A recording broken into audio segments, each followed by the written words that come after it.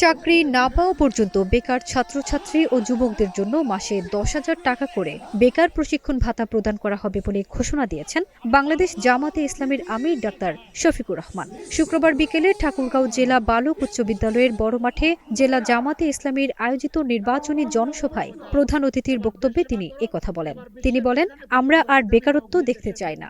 যারা বর্তমানে বেকার রয়েছেন তাদের উন্নত শিক্ষা ও প্রশিক্ষণের মাধ্যমে দক্ষ জনশক্তিতে রূপান্তর করা হবে।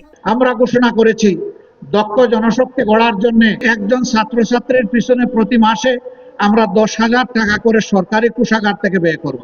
এরপরে তাদেরকে দক্ষতা দিয়ে বলবো, যাও এবার দেশ সেবা করো, এবার বিশ্বের যেখানে পছন্দ সেখানে যাও, গিয়ে দেশের জন্য তুমি কিছু করো। ডাক্তার শফিকুর রহমান বলেন, নির্বাচনে আপনারা এমন নেতৃত্বকে নির্বাচিত করুন যারা দেশের স্বার্থ রক্ষায় বিদেশে বন্ধু খুঁজবে, কিন্তু কাউকে প্রভু হিসেবে মানবে না।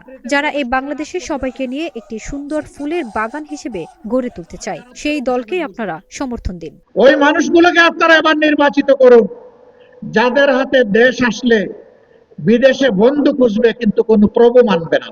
সবাইকে নিয়ে বাংলাদেশকে একটা ফুলের বাগানে পরিণত করার সমাজ যারা গড়ার শপথ নিয়েছে, সেই 10 দলকে আপনারা সমর্থন করুন। তিনি বলেন, আমরা নির্বাচিত হলে পুরো উত্তরবঙ্গকে কৃষি ভিত্তিক অর্থনৈতিক রাজধানীতে রূপান্তর করা হবে। ঠাকুরগাঁওয়ের পরিত্যক্ত বিমানবন্দরকে সৈয়দপুর বিমানবন্দরের চেয়েও আধুনিক ও উন্নত করা হবে, যাতে শিল্পপণ্য দেশের বিভিন্ন অঞ্চল সহ বিদেশে রপ্তানি করা যায়।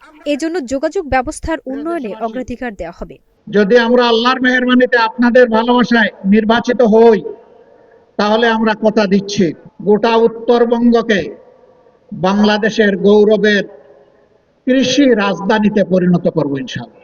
সৈয়দপুর এয়ারপোর্টকে আন্তর্জাতিক মানে ইনশাআল্লাহ উন্নীত করা হবে।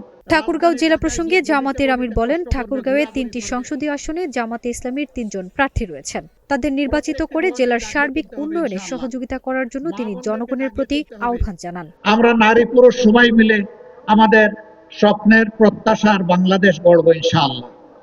আমরা সেই অ্যাসপায়ারিং বাংলাদেশ অফ দ্য ইয়াথস, যুবকদের আকাঙ্ক্ষার বাংলাদেশ আমরা গড়ব। মায়েদের জন্য নিরাপদ বাসস্থান, যাতায়াত, কর্মস্থল আমরা নিশ্চিত করব ইনশাআল্লাহ। বক্তব্যের শেষে তিনি ঠাকুরগাঁওয়ের 3টি আসনের 3 জন সংসদ সদস্য প্রার্থীর হাতে দলীয় প্রতীক দাড়িপাল্লা তুলে দিয়ে সবার সহযোগিতা কামনা করেন। জনসভায় জেলা জামাতে ইসলামের সভাপতি অধ্যাপক বেলাল উদ্দিন প্রধানের সভাপতিত্বে আরও উপস্থিত ছিলেন জেলা জামাতে ইসলামের বিভিন্ন অঙ্গ ও সহযোগী সংগঠনের নেতাকর্মীরা। ফারজানা নিকিতা, নাগরিক প্রতিদিন।